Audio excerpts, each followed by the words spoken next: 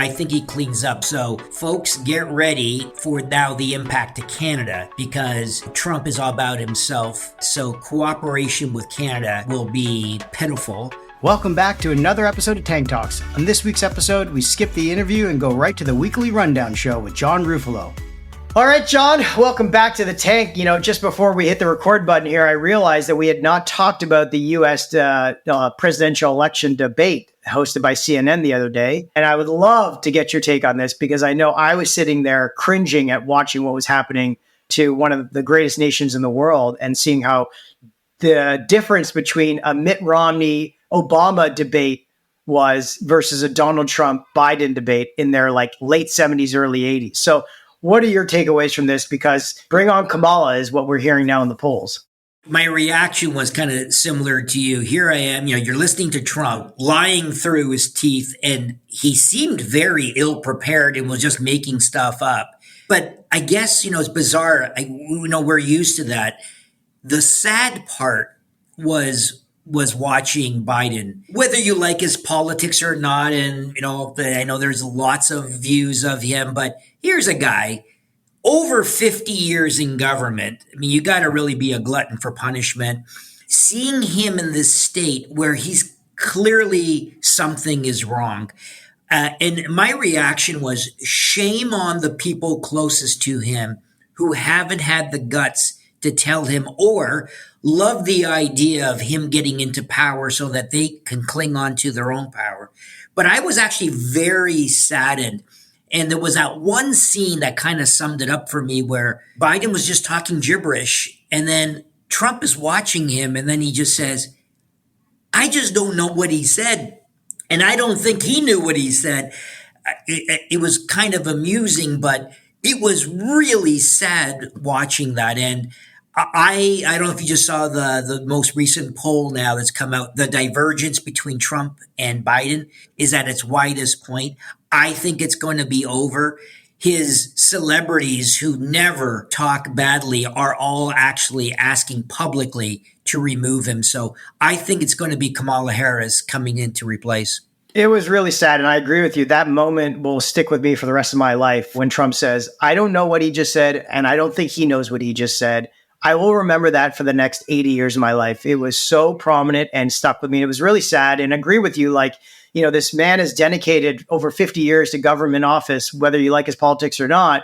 That is a duty of service. And now at the final hour of his career, he's only going to be remembered by this. And it's really devastating. It's sad, huh? That's the part, is that his legacy would have been 50 years, Senate, vice president. You were the president, and now you go off with this tremendous legacy. And now he's become a meme. Right, exactly. And so just to give our listeners an understanding of what actually can happen here. So the Electoral College, they've already been given, to Biden, right? So they've already had it given to Biden. He is the nominee. The only way to do it is to give it to Kamala as the vice president. There's also the problem they have with the amount of funding that's been given, right? So the amount of funding cannot be passed on to another nominee. So they got to deal with the contributions. They got to deal with the fact that Kamala is the vice president. And so right now the polls are saying she is going to probably be the one taking the lead as the nominee if Biden does choose to step down, or if he has some billionaires around him that finally push him there. But despite all of these qualms about, Trump and all the lying, he is still surging.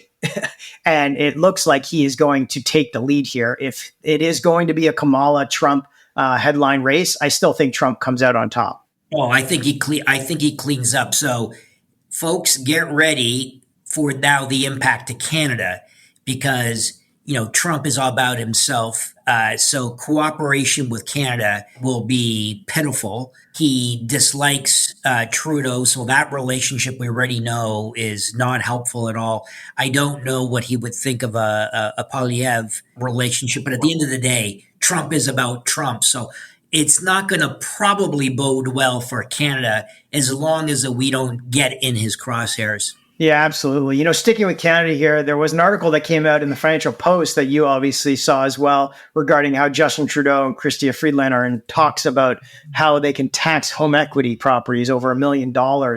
to try to address the housing affordability crisis for the youth by basically targeting retirees and older homeowners sitting or land banking these properties until they're either passing away or pass them on to their kids to free up some of this housing. Is this the stupidest government in the world right now, thinking that the homes that are being sat on are the ways to fix the housing crisis by taxing them? Like, how dumb can you be to think that is the way to win? You can't solve every problem by taxing it. And I know it was just being bandied about, but it's been bandied about since around 2018, and it just won't go away. Now, what I thought the discussion was going to be, and it's a very good debate, do we unlock all of the non-productive capital that we have locked into residential homes and make it taxable, or you have a deferred tax situation, but you get interest deductibility? The interest deductibility favors the young homeowner who can save lots of money to pay for their homes.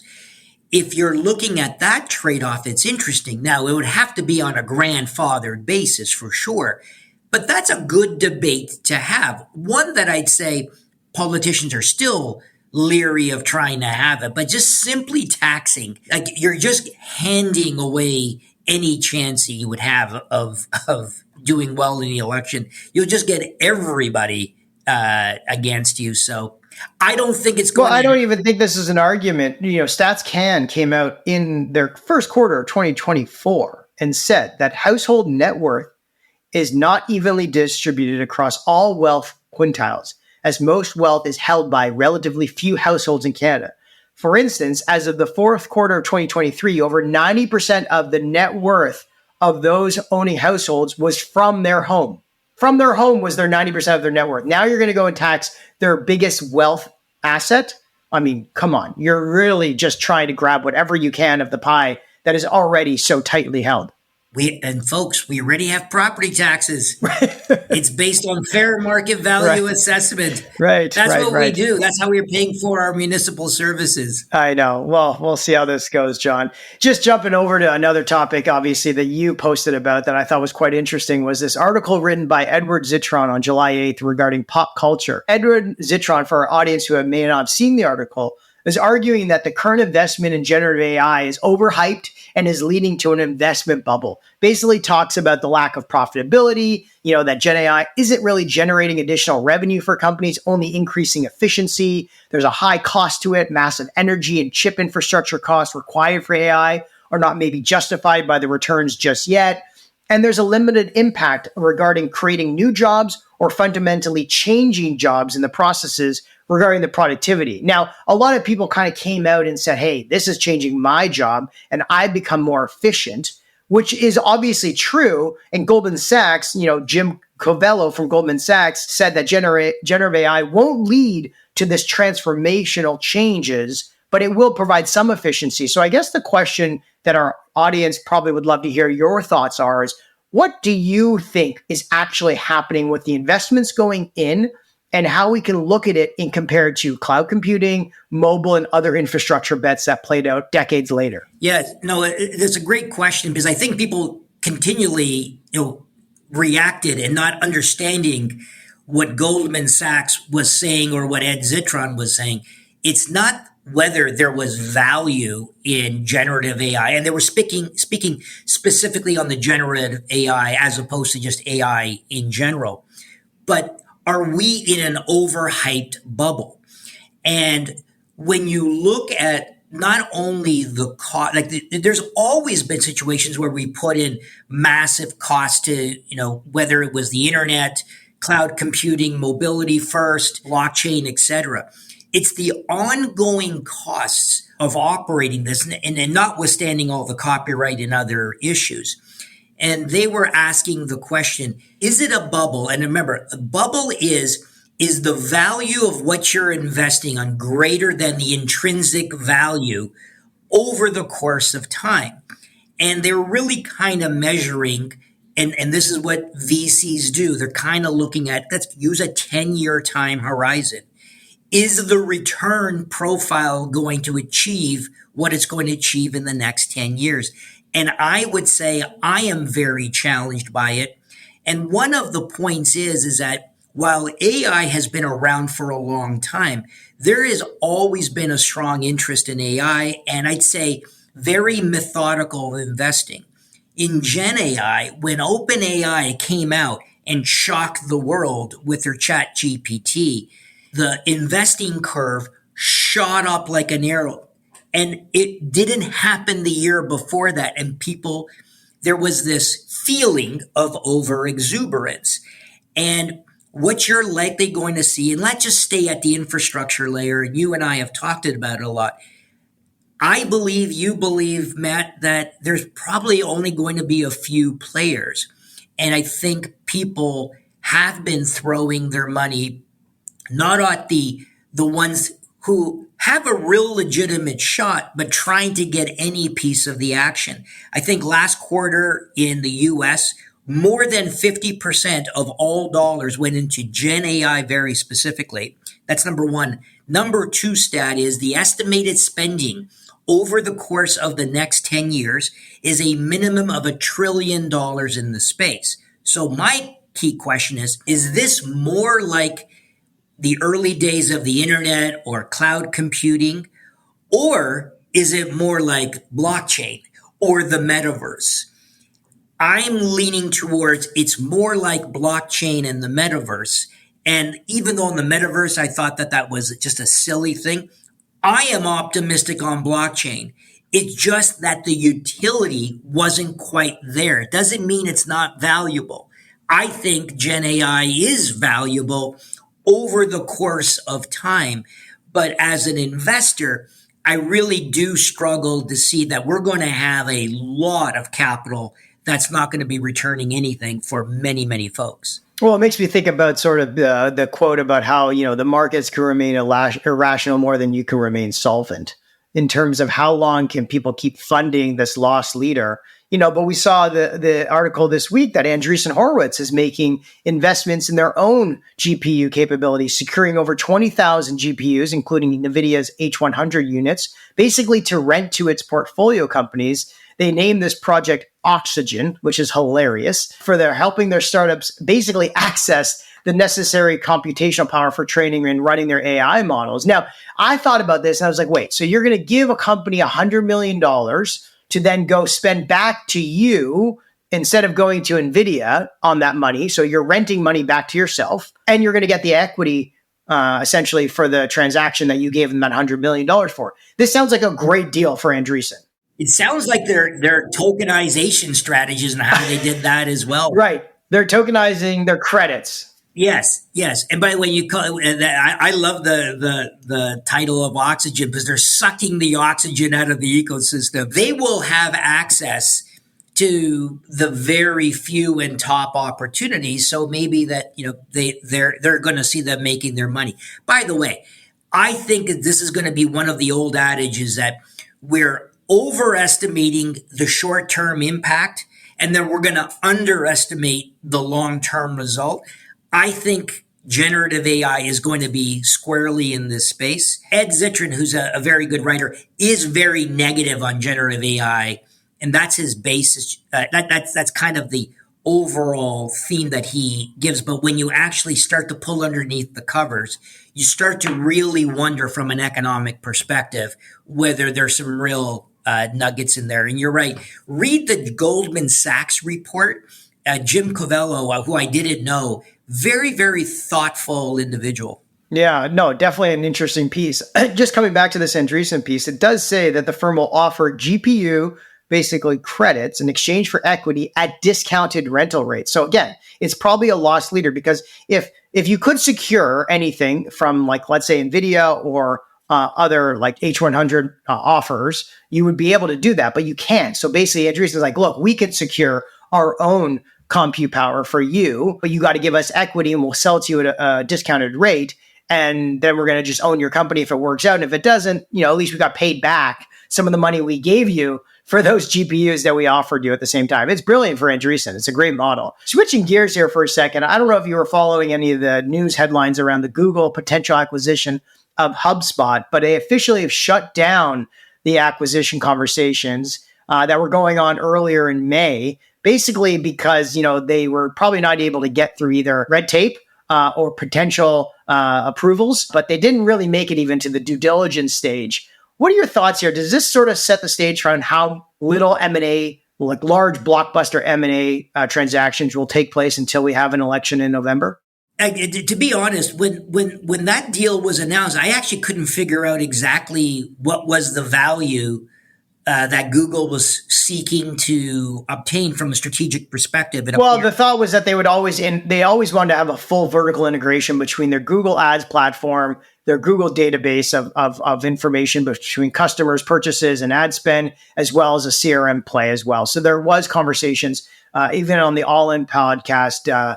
David Friedberg, who worked at Google, said that there was always this idea of how could they vertically integrate their marketing solutions with a CRM solution. I see. To effectively compete against maybe like a Salesforce too, and kind of get into the CRM game. Yeah, it was just a little unclear to me, but I'm not surprised that the deal fell apart. But I'm wondering if they didn't go into due diligence, that seems to imply that the economics weren't there, or it surprises me that you announce it with all this fanfare and then it just slowly, very quietly, we just get the announcement, I guess, yesterday that it was shut down. I really don't know what was going on there, but I suspect we'll find out soon enough.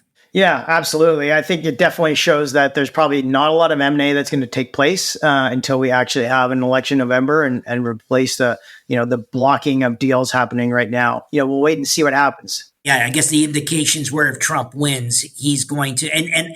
But the only other thing too is that with the Chevron Doctrine issue in the United States, that is starting to push back against even all of the antitrust behavior in the United States in the first place as well.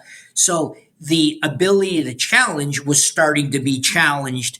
But you're absolutely right. If Trump comes in, he's just going to rip that Band-Aid off. Why don't you summarize the Chevron Doctrine that the Supreme Court obviously overturned for our listeners who maybe have missed it? Yeah, so the Chevron Doctrine, I don't understand the full legalese here, but this is basically the ability of agencies of the government to impose policies that are not clear in legislation. So in fact, having an interpretive view of their mandate. And what the Supreme Court has just said is, no. If it's not within your mandate, you cannot expand your mandate through a loosey-goosey interpretation.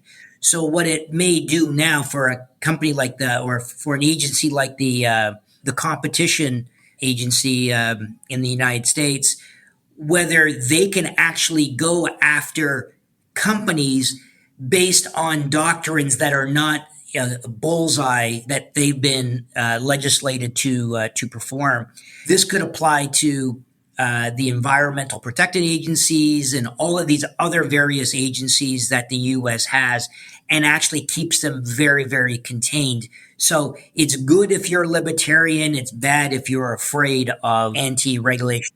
Yeah, I think this is something that a lot of people logically would have thought made sense. But the way that these organizations, these government bodies, regulators, environmental, financial markets, FTAs, these agencies have ballooned in size because every single time they just basically went back to Congress and asked for more budget because they say they were taking on more responsibility and more regulation required more capital for them to support these agencies. So it was a self-fulfilling reason for them to continuing to ask for more capital. And I think the overturning by the Supreme Court to give the independent judgment when interpreting these statutes, cannot be just simply deferred back to the agency's interpretations, which was based basically on ambiguity, makes a lot more sense. We'll wait to see how this plays out, but I agree. I think you're going to see a lot more companies and individuals going head to head in terms of legal battles, increasing litigation and possibly slowing the regulatory process maybe, but also opening up the door for potentially more M&A. So we'll wait and see on that, John. Just lastly here, I don't know if you saw the article in the Globe the other day, but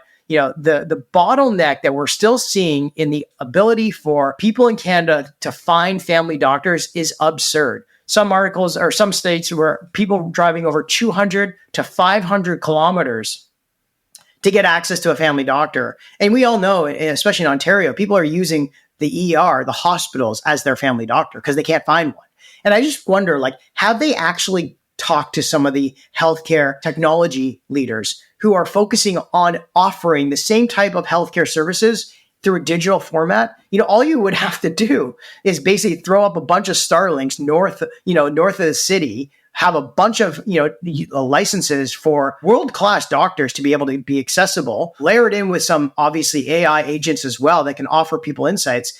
And I know the pushback is going to be like, well, people who live in Fort McMurray may not actually know how to use technology to communicate with their family doctor. I get it.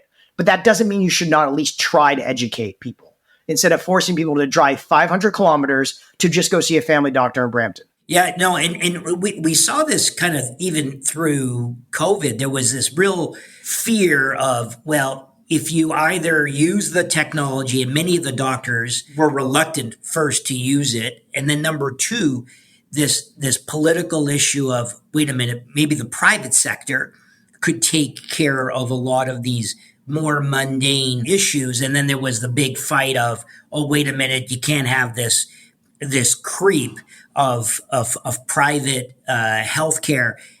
And then we have the federal government launching the dental care program, which is a private care. So we're getting all of this kind of mixed political messages.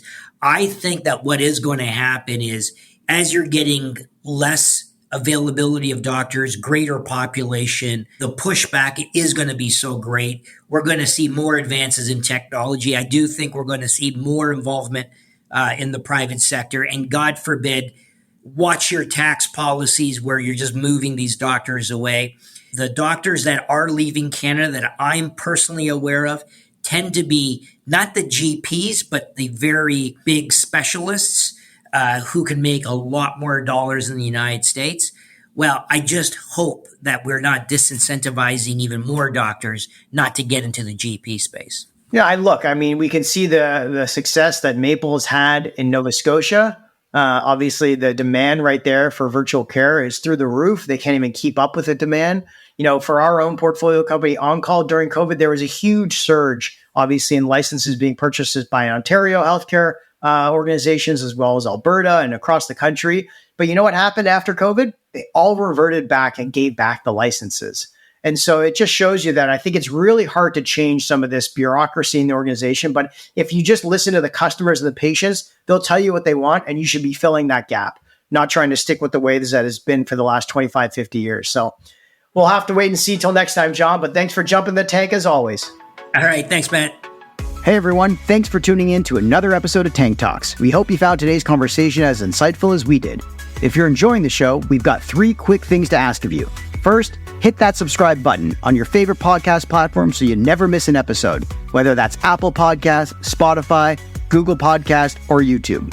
Next, follow us and stay up to date on upcoming episodes and behind-the-scenes content on social media with Twitter, LinkedIn, and Instagram.